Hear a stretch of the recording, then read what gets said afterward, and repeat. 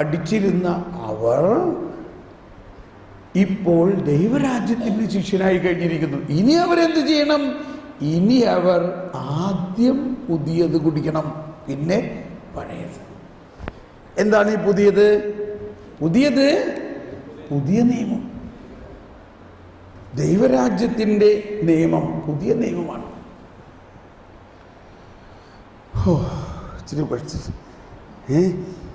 പിടികിട്ടിയില്ലേ? Okay, ഒന്നുകൂടി വായിച്ചേ. ദൈവരാജ്യത്തിൻ്റെ ശിഷ്യനായി തീർന്ന ഓരോ നിയമജ്ഞനും തൻ്റെ നിക്ഷേപത്തിൽ നിന്ന് പുതിയതും പഴയതും എടുത്ത് വിളമ്പുന്ന വീട്ടുടമസ്ഥതയില്ല. ഇതൊക്കെ നിങ്ങൾ ചോദിക്കും, ബ്രദറിന് ഇതൊക്കെ എങ്ങനെ പഠിച്ചു?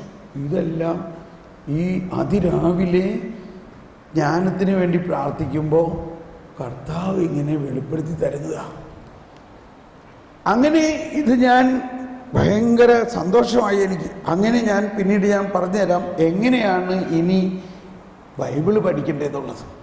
ഈ അടിസ്ഥാനത്തിൽ ബൈബിൾ പഠിക്കേണ്ടത് എങ്ങനെയാണെന്ന് ഞാൻ പഠിപ്പിച്ചു തരാം പിന്നീട്. അങ്ങനെ ഒരു ദിവസം ഞാൻ വിശുദ്ധ അഗസ്തീനോസിൻ്റെ ഒരു പ്രബോധന പരമ്പര വായിക്കുമ്പോൾ അന്ത്യവിധിയെക്കുറിച്ചൊക്കെ ഉള്ള ഒരു പ്രബോധനമാണ് പുള്ളിയുടെ. അപ്പോൾ അദ്ദേഹം അത് എഴുതിയിരിക്കുകയാണ്. അന്ത്യവിധിയെക്കുറിച്ച് പഴയ നിയമത്തിലും പുതിയ നിയമത്തിലും വളരെ കാര്യങ്ങൾ പറഞ്ഞിട്ടുണ്ട്. ഞാൻ ആദ്യം പുതിയ നിയമത്തിൽ പറഞ്ഞിട്ടുള്ളത് വിശദീകരിക്കാം. കാരണം അങ്ങനെയാണല്ലോ നമ്മുടെ കർത്താവ് പറഞ്ഞിട്ടുള്ളത് എന്ന് പറഞ്ഞുകൊണ്ട് ഈ 11:52 ബ്രാക്കറ്റിലിട്ടിരിക്കാം. Price the Lord. ആദ്യം പുതിയതും പിന്നെ പഴയതും. Praise the Lord. അപ്പോൾ അത് ഭയങ്കര ഒരു കൺഫർമേഷനായി നമുക്കില്ലേ. നമ്മൾ ബൈബിൾ പഠിക്കുന്നത് തന്നെ ഈ ഒരു രീതിയിലായിരിക്കണം, പുതിയ രീതിയിലായിരിക്കണം. എങ്ങനെ പഠിക്കണം? ആദ്യം പുതിയതും പിന്നെ പഴയതും. അച്ഛനെ ഇവിടെ ഇരിക്കുന്നുണ്ട്. കർമ്മലിത്താക്കാരുടെ ഇടയിൽ ഒരു ചിന്തയുണ്ട്.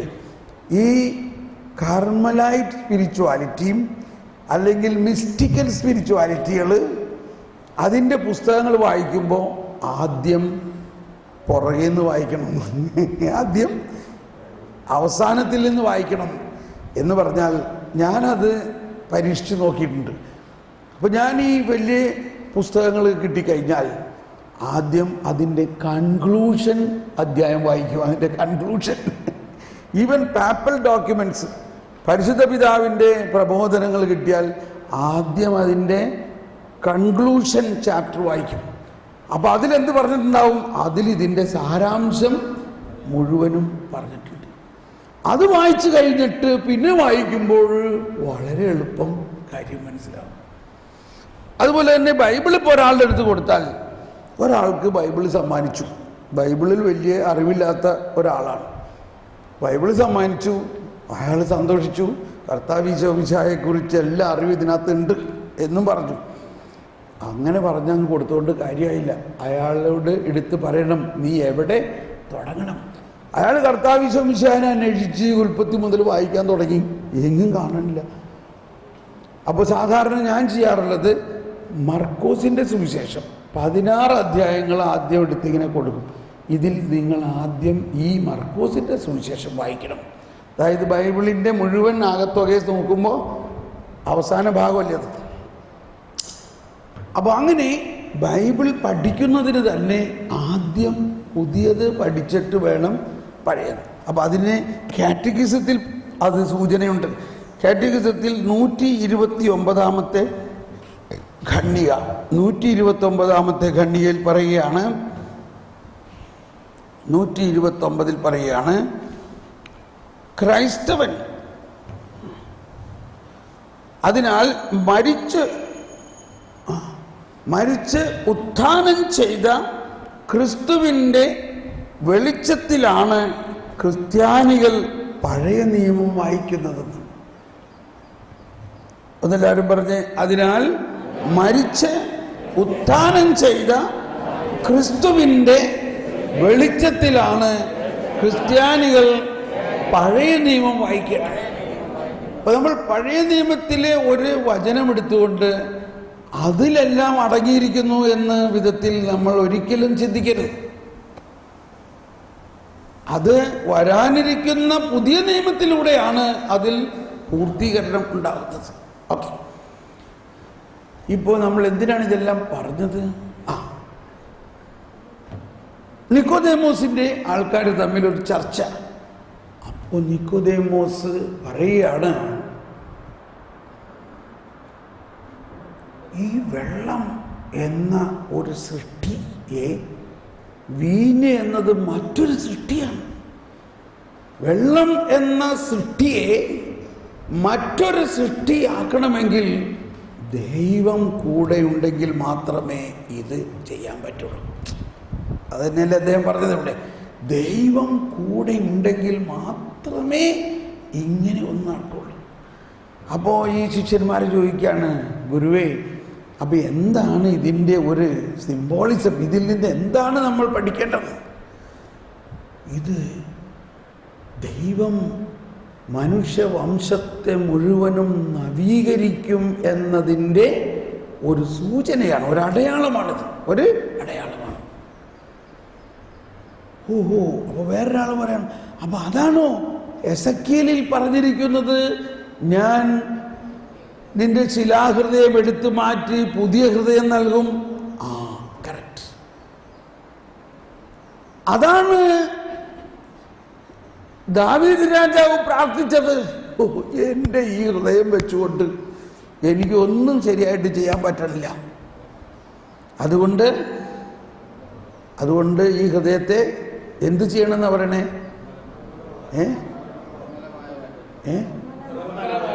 നിർമ്മലമായ ഹൃദയം എന്ത് ചെയ്യണമെന്ന്? നിർമ്മലമായ ഹൃദയം എന്നിൽ, കണ്ടോ? ഒന്ന് പറഞ്ഞ ആ വാക്ക്, സൃഷ്ടിക്കണമെന്ന്. നിർമ്മലമായ ഹൃദയം എന്നിൽ സൃഷ്ടിക്കണം. ഇത് ആർക്ക് സൃഷ്ടിക്കാൻ പറ്റും? ദാവീദിന് സൃഷ്ടിക്കാൻ പറ്റുമോ? മനുഷ്യന് സ്വയം സൃഷ്ടിക്കാൻ പറ്റുമോ? സൃഷ്ടിക്കണം എന്ന് പറഞ്ഞേക്കണേ അവിടെ. Hold on that word, create in me a new heart. Oh, that means only God can create and recreate. അപ്പോൾ ദൈവത്തിന് മാത്രമേ സൃഷ്ടിക്കാൻ പറ്റുകയുള്ളൂ. പക്ഷെ ഇപ്പോൾ ഉള്ള ഹൃദയമോ?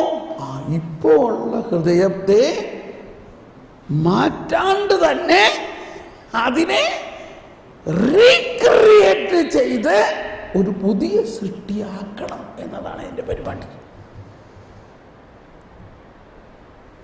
അപ്പോൾ ഇനി മാതാവ് അവിടെ എന്താ ഇത് സംഭവിക്കാൻ ഉള്ള ഇവിടെ പറയുന്നൊരു ആകസ്മികത പറയുന്നത്, മാതാവ് പറയുകയാണ്, അവരുടെ വീഞ്ഞ് തീർന്നുപോയി. ഇത് ആ വീടിൻ്റെ ഒരു ചെറിയ സാഹചര്യത്തെ അല്ല അവിടെ പറയുന്നത്, ആ കല്യാണ വിരുന്നിൻ്റെയോ അവസ്ഥയല്ല. ഈ മാതാവും യേശുവും തമ്മിലുള്ള പ്രത്യേകത, ഇവർ രണ്ടുപേരും ടോപ്പ് കോണ്ടംപ്ലേറ്റീവ്സാണ്. ഇപ്പം നമ്മൾ തന്നെ ഉള്ളിൻ്റെ ഉള്ളിൽ കർത്താവ് സംസാരിക്കുന്നത് മനസ്സിലാവുന്നില്ലേ? അപ്പോൾ മാതാവിൻ്റെ ഉള്ളിലോ മാതാവും ഈശോയും തമ്മിൽ കമ്പില്ല കമ്പി പോലെ എപ്പോഴും സംസാരമാണ്.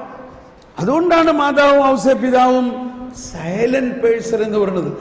അവർ ബാഹ്യേന സൈലൻസിലാണെങ്കിലും ആന്തരികമായിട്ട് വളരെ സംസാരത്തിലാണ്. അതായത് മാതാവിൻ്റെ ഉള്ളിൽ ഒരു തോന്നിയാൽ അത് ഉടനെ യേശുവിൻ്റെ ഉള്ളിലും തോന്നും, യേശുവിൻ്റെ ഉള്ളിൽ തോന്നിയാൽ അത് ഉടനെ മാതാവിൻ്റെ ഉള്ളിൽ തോന്നും. ഇതാണ് പരഹൃദയജ്ഞാനം എന്നെല്ലാം പറയുന്നത്.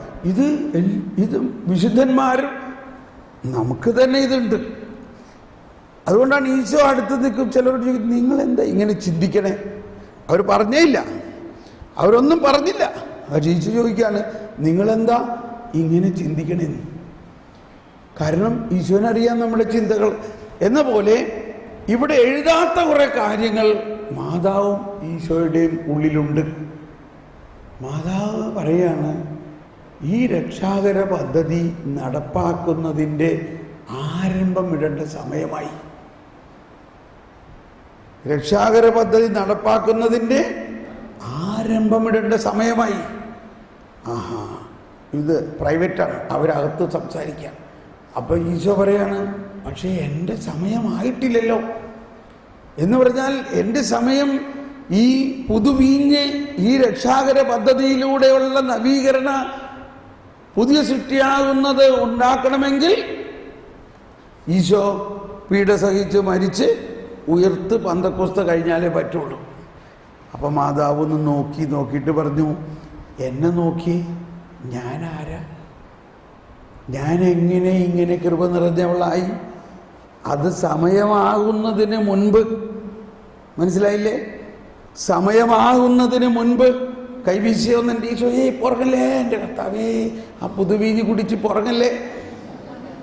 മാതാവ് പറയുകയാണ് ഉള്ളിൻ്റെ ഉള്ളിൽ, മകനെ, നിന്റെ രക്ഷാകര പദ്ധതിയുടെ യോഗ്യതകളെല്ലാം അത് സംഭവിക്കുന്നതിന് മുൻപ് തന്നെ എനിക്ക് നൽകിയത് കൊണ്ടല്ലേ ഞാൻ ഉത്ഭവപാപം പോലുമില്ലാതെ ജനിച്ച് ഞാൻ യഥാർത്ഥത്തിൽ ആദ്യത്തെ പുതിയ സൃഷ്ടിയായി മാറിയതും അങ്ങനെ ഞാൻ പുതിയ വീഞ്ഞായി മാറിയിരിക്കുന്നത് നീ കണ്ടല്ലോ. അപ്പം അതുപോലെ ഒരടയാളം നമുക്കങ്ങ് കാണിച്ചാൽ ഇവിടെ ഈ നല്ല സാഹചര്യമാണ്. ഓക്കെ, അവരുടെ വീഞ്ഞ് തീർന്നു എന്ന് പറഞ്ഞാൽ ഈ ഫരിസേയ തത്വസംഹിതകളും തീരേണ്ട സമയമായി.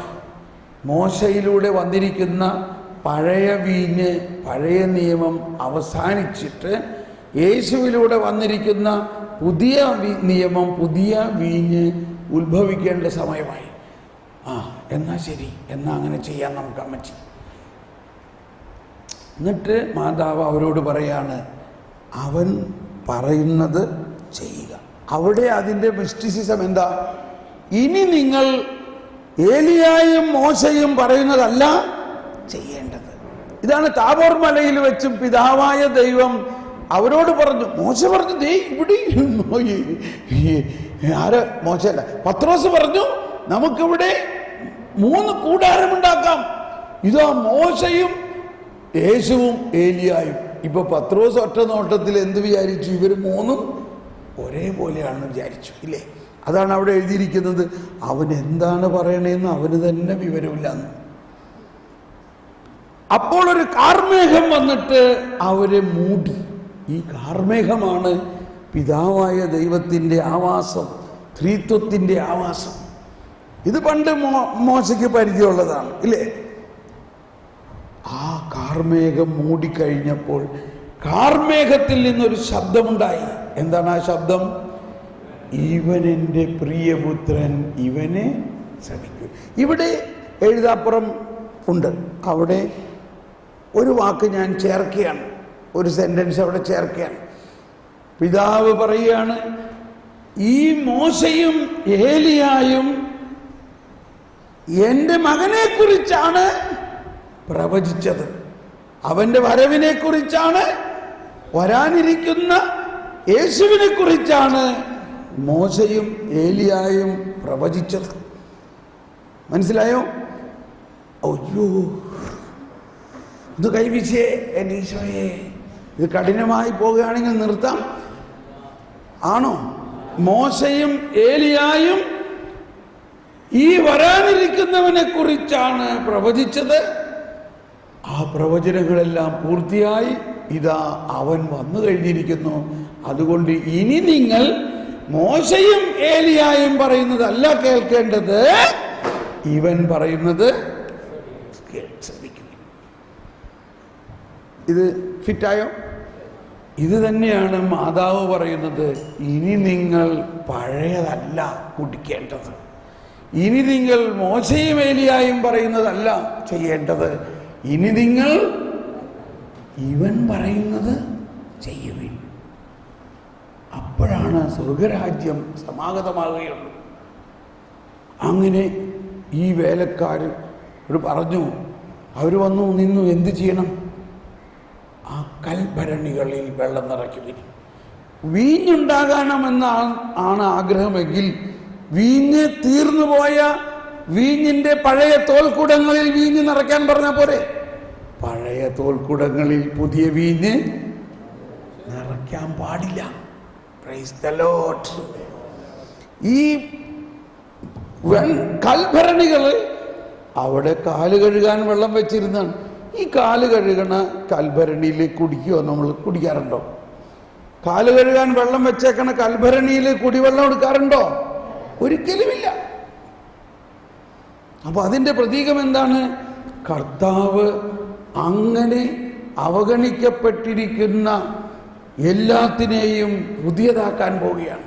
മാത്രമല്ല, ഈ കൽഭരണി മനുഷ്യന്റെ ആ മണ്ണിൽ നിന്നെടുത്ത ആ മണ്ണിന്റെ സ്വഭാവത്തിന്റെ പ്രതീകമാണ്. ഇനി ആ മറ്റൊരു പ്രതീകം എന്താ?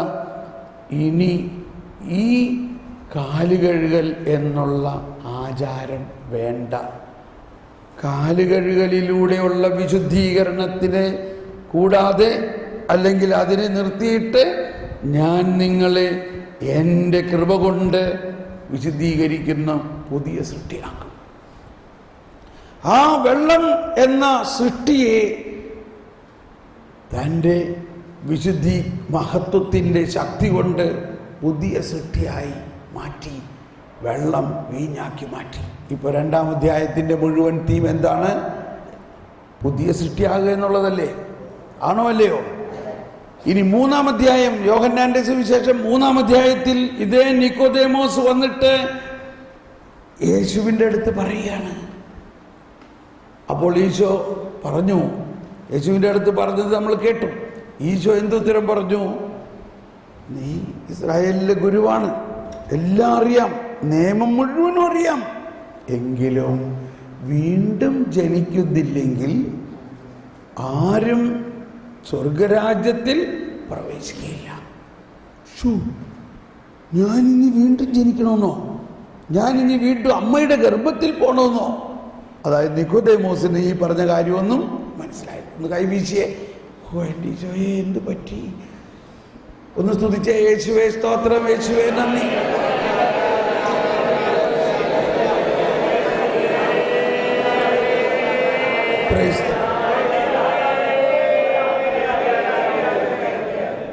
ക്ഷമിക്കണം, തെറ്റ് എൻ്റേതാണ്. വീഞ്ഞിൻ്റെ കാര്യം പറഞ്ഞ് ചായയുടെ കാര്യം മറന്നുപോയി.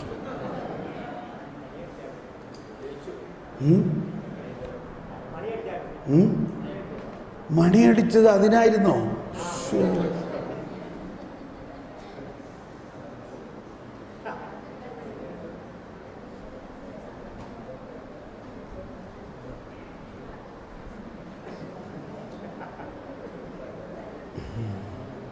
എന്നാൽ ഉടനെ നിർത്താം. നമുക്ക് ചായ കുടിച്ചിട്ട് 10 മിനിറ്റ് കൊണ്ട് ചായ കുടിച്ച് വരിക. പക്ഷെ നമ്മളിപ്പോൾ ഉടനെ കുർബാന ആരംഭിക്കാൻ പോവുകയാണ്. ആരംഭിക്കാമല്ലോ അല്ലോ അല്ലേ? ചായ കുടിക്കണതൊരു കുർബാന സ്വീകരണമൊക്കെ ആകുമ്പോഴേക്കും നമുക്ക് 1 മണിക്കൂറൊക്കെ ആകൂലേ? അച്ഛൻ്റെ പ്രസംഗമെല്ലാം ആകുമ്പോഴേക്കും. അതുകൊണ്ട് ചായ കുടിക്കണത് ഒരു വിശുദ്ധ കുർബാനയ്ക്ക് ഒരുക്കമായിട്ടുള്ള ഉപവാസത്തിന് ദൂഷ്യമാണെന്ന് വിചാരിക്കേണ്ട. പെട്ടെന്ന് ചായ കുടിച്ചിട്ട് വരുവിൻ. നമുക്ക് എന്നിട്ട് ഉടനെ വിശുദ്ധ കുർബാനയിലേക്ക് പ്രവേശിക്കാം. പ്രവേശിക്കണം.